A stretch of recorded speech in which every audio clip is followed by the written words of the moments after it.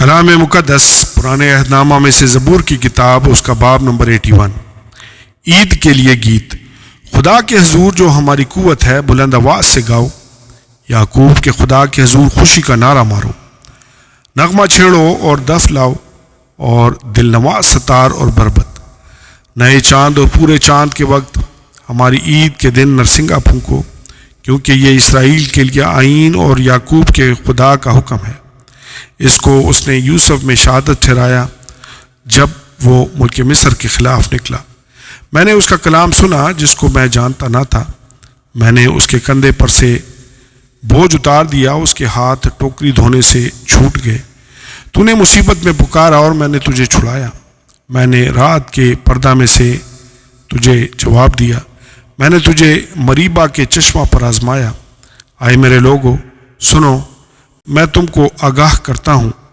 اے اسرائیل، کاش کہ تو میری سنتا۔ تیرے درمیان کوئی غیر معبود نہ ہو، اور تو کسی غیر معبود کو سجدہ نہ کرنا۔ خداوند تیرا خدا میں ہوں، جو تجھے ملک مصر سے نکال لایا۔ تو اپنا منہ خوب کھول اور میں اسے بھر دوں گا۔